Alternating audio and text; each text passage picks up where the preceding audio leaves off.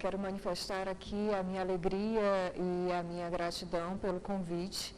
Realmente o tema é palpitante, posto que, como eu costumo dizer, eu sou, fazendo parênteses antes de iniciar propriamente a minha fala, eu sou professora da Academia Estadual de Segurança Pública e também sou professora da graduação e de pós-graduações de universidades aqui no estado do Ceará, e também delegada de polícia, mas entre ser chamada de doutora ou professora, eu prefiro muito mais ser a professora. Eu devo falar aqui que o título de professor me enobrece muito mais. E a vida nós acabamos aprendendo muito mais do que ensinando, não é? E em contato com os alunos em sala de aula, eu costumo dizer sempre que sala de aula é um local de simbiose do conhecimento, onde tanto procura-se transmitir o conhecimento academicamente falando, quanto inevitavelmente nós acabamos absorvendo conhecimento do corpo discente para o docente, além de vice-versa. Mas o que eu quero dizer?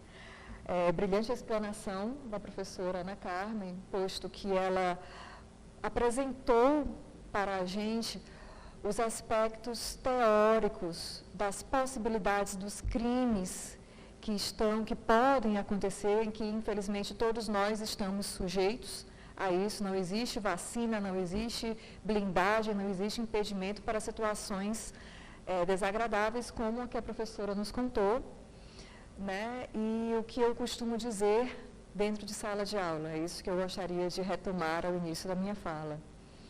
O direito penal é pusilânime, ele é vivo. O direito penal não se restringe à letra fria da lei, não se restringe a tipificações necessárias, obviamente, posto que estamos dentro do Estado Democrático de Direito e de uma democracia onde nós devemos todos sermos estritamente legalistas. Então, a lei é necessária, sim, mas a letra fria da lei é completamente diferente do sol quente de todo dia. É muito diferente você ler a letra fria de uma Lei Maria da Penha, de um Código Penal alterado recentemente, com o pacote anticrimes, por exemplo, e você ver a lida diária onde você, enquanto ser humano, acaba se sujeitando a situações que, digamos, se houvesse um pouco mais de empatia, talvez não tivesse acontecido. Uma vez que é imprescindível que as pessoas se coloquem no lugar uma das outras. E aqui eu peço vênia para firmar o meu horário, tendo em vista um compromisso logo em seguida, mas eu vou falar, presidente Wagner, por favor, apenas durante 15 minutinhos, já brevemente cronometrados, até porque nos aguarda um coffee break logo depois, não é? E para amornar mais ainda essa nossa tarde. Bem, eu tomei a liberdade de fazer alguns apontamentos sobre o que foi ministrado aqui, sabiamente, tanto pelo presidente, pelo Wagner, como pela professora Ana Carmen. Eu havia previamente também elaborado alguns dizeres para aproveitar nessa oportunidade, mas tomo a liberdade de improvisar e adequar todo o cenário que eu havia pesquisado previamente para flexibilizar para o que nós estamos comentando agora. O cargo de oficial de justiça, o cargo que brilhantemente os senhores ocupam, ou enquanto acadêmicos desejam ocupar o dia após o êxito no concurso público, é um cargo de fato milenar e imprescindível, posto que é exatamente quem executa os atos judiciais, é o longa-manos do magistrado.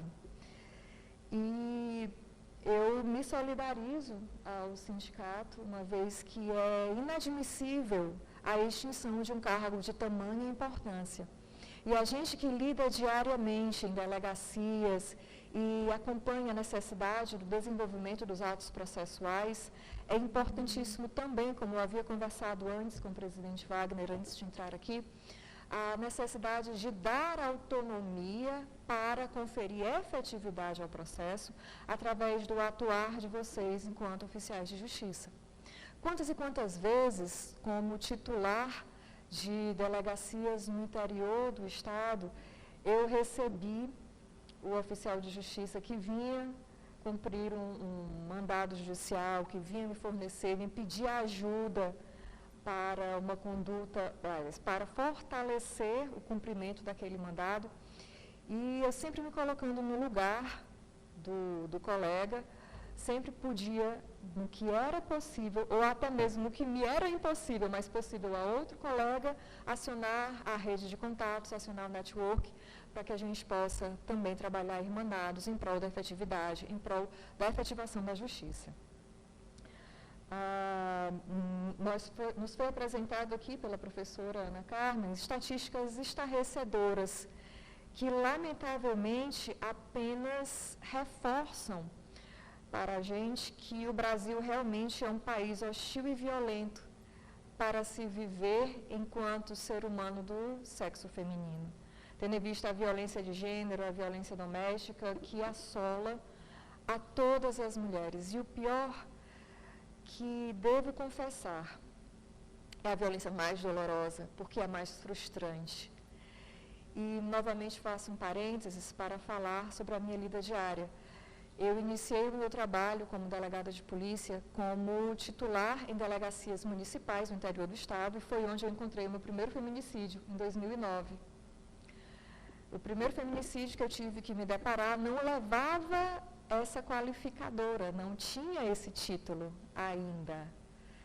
E foi interessante porque, na época, como eu era no interior do estado, a mais de 300 quilômetros da capital, eu dividia o apartamento com uma defensora pública, que tinha uma conhecida em comum, nós duas éramos de Fortaleza, morávamos juntas, e sobre o mesmo fato, nós tínhamos olhares completamente diferentes. Óbvio, eu tinha o dever, tenho ainda, na época tinha porque era titular da delegacia, o dever de, através do sistema inquisitorial, levantar os fatos, levantar os dados, ou seja, buscar a verdade real, e ela, enquanto defensora pública, tinha o dever de defender incondicionalmente aquele assistido. Então, para o mesmo fato, ou seja, um homem que agrediu a sua esposa em 2009, reitere-se, eu contei 48 buracos no corpo dela. Foram 48 facadas, a olho nu. Quando foi para o IML, a PFOS de Sobral nos disse que não, doutora, não foram mais de 40, foram quase 90 perfurações. Porque aonde eu via um buraco, haviam 3 perfurações de lâmina de faca.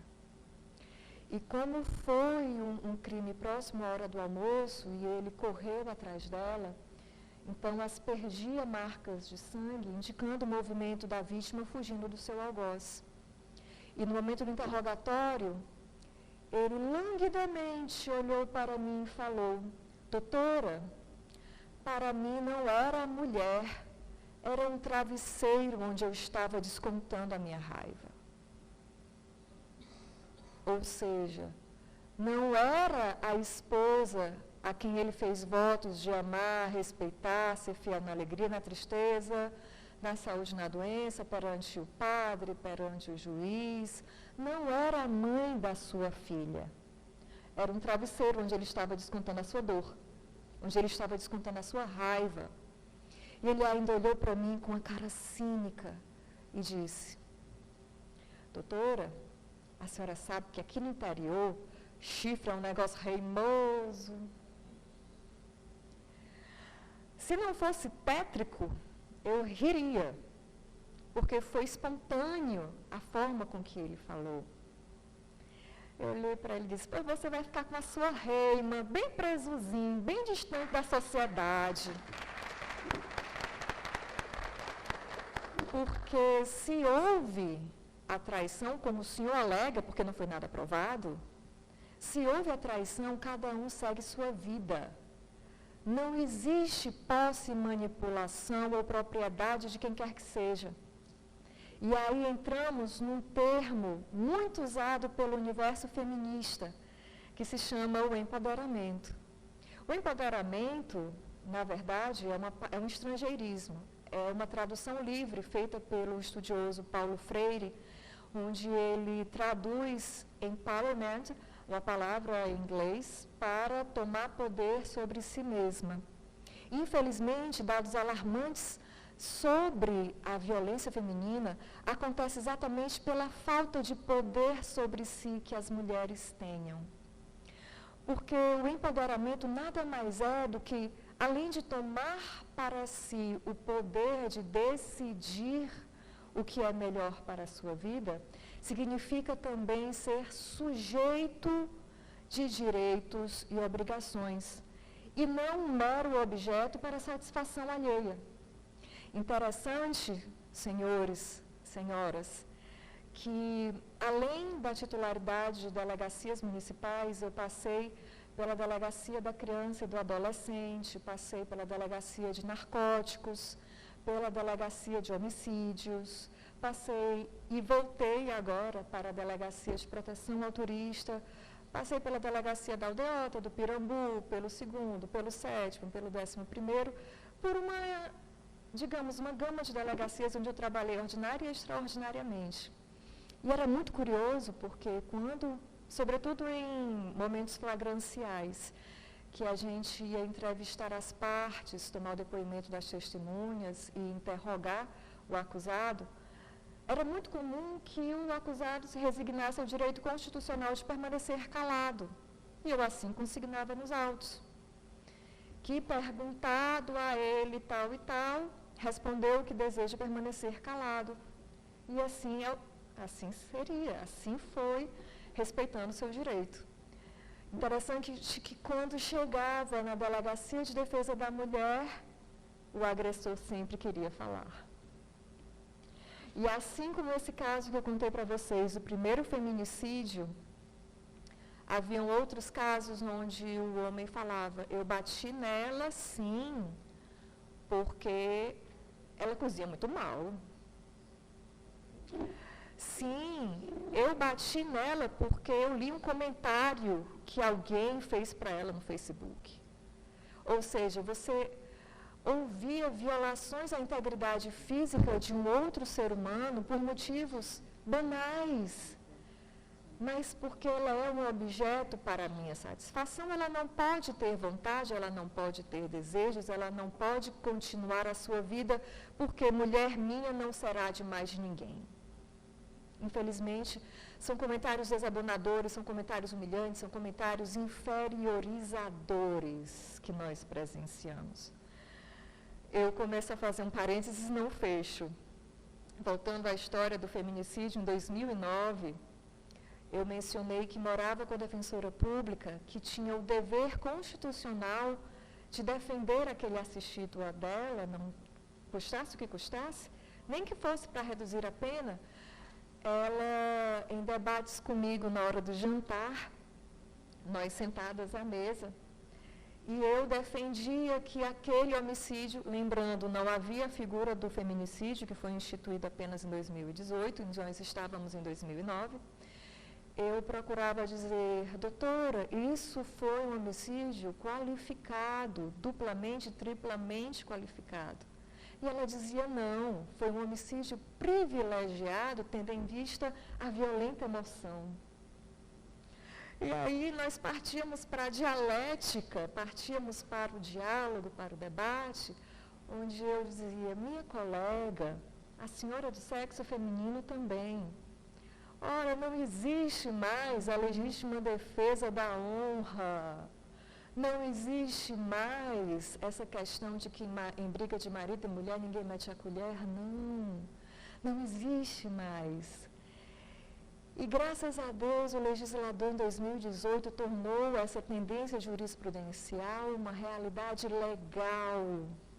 Não se pode atribuir qualquer privilégio ou minorante penal a um crime de violência doméstica que ceifa a vida de mulheres, como é o feminicídio. E, lamentavelmente, no estado do Ceará, nós encampamos as estatísticas com violências contra a mulher. Ainda bem que hoje em dia não há mais qualquer discussão Se o homicídio ou a violência é privilegiada pela violenta emoção? Não. Porque cada vez mais é necessário reconhecer que as mulheres são sujeitos de direitos e obrigações e não objetos para a satisfação de quem quer que seja. O empoderamento é um termo, como eu dito anteriormente, refere-se a tomar o poder de ser humano dotado de dignidade. Então, o empoderamento não se dirige apenas para mulheres, se dirige também para homens, se dirige aos seres humanos. Mas por que é tão tocado quanto ao feminino? Porque numa sociedade, lamentavelmente, machista, patriarcal e muitas vezes misógina, as mulheres têm que trabalhar mais de 30% a mais que os homens para mostrarem o seu valor. Porque, como infelizmente vivenciado e noticiado pela professora Ana Carmen, infelizmente ainda existe aqueles comentários que põem em xeque a nossa capacidade, enquanto mulheres, de realizarmos o nosso trabalho, no que tange à beleza ou a qualquer outro tipo de subterfúgio que possa justificar que você está fazendo o seu trabalho. E aqui eu tomo a liberdade de fazer mais um parênteses de uma vivência que eu tive, posto que numa das primeiras delegacias no interior do estado onde eu assumi, a delegacia à época foi inaugurada com toda pompa e circunstância, com show de forró, comícios, parlamentares. Aqui eu tomo a liberdade, mais uma vez, também de mencionar que tenho aqui na plateia uma amiga muito dileta, Camila, que também foi delegada de polícia antes de ser oficial de justiça, e sabe bem do que eu estou falando, né, sobre essas delegacias. No interior, as 50 primeiras delegacias no interior do estado, que na verdade pareciam shopping centers, porque era o edifício mais bonito da cidade inteira. Mais bonito até que o fórum, era a delegacia inaugurada, às vezes só com um delegado e um escrivão, mas inaugurada, enfim.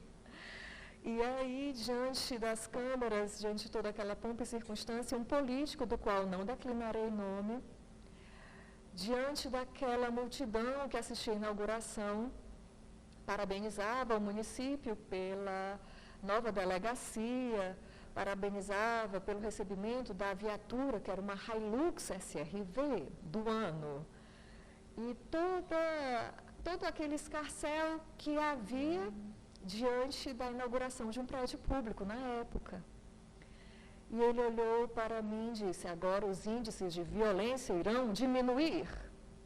Agora será mais fácil pegar os bandidos? A delegada é linda, eles irão se entregar.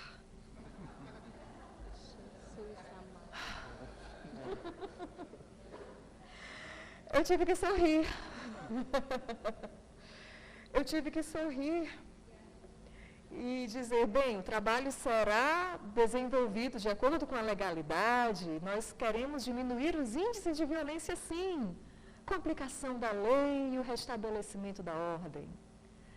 E aí eu vi como ia dar trabalho estar na polícia, investigando com aquela tríade que vocês conhecem bem, sangue, suor e lágrimas, fatos que a gente vê na lei sendo aplicados e realizados, e a gente tendo que aplicar o direito penal e o processo penal à situação concreta. E, tendo em vista que o meu tempo já acabou, eu vou concluir minhas palavras dizendo: oficiais de justiça aqui presentes, acadêmicas de direito, mulheres em geral, e homens também, porque não? Todos nós estamos sujeitos a fatos desabonadores da nossa dignidade, da nossa honra, que nos maculem, nos causem todos esses danos que a professora Ana Carmen mencionou aqui.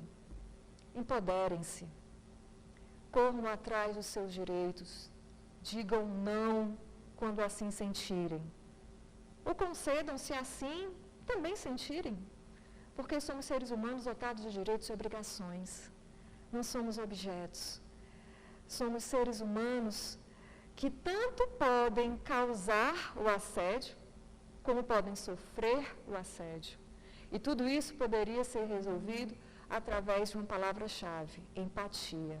Coloque-se no lugar do outro. Eu gostaria de ser tratado dessa forma? E se o fosse, quais medidas eu tomaria? Fica a reflexão. Quero agradecer, então, mais uma vez o momento, a oportunidade. Lamentavelmente, o tempo sobrou escasso, haviam outros detalhes que eu gostaria de ter mencionado, de ter colocado, fazendo até um esqueminha, mas ficará para outra oportunidade, que eu espero que aconteça diante de tão seleto público, onde nós possamos dialogar e conversar cada vez mais. A minha rede social, por fim, meu Instagram é @acristinalimas, onde eu poderei também conversar com os senhores, tendo em vista que nós não poderemos tirar dúvidas, tendo em vista que acabou realmente o tempo. Mas, finalizando, quero agradecer e me colocar inteira à disposição dos senhores e das senhoras. Muito obrigada.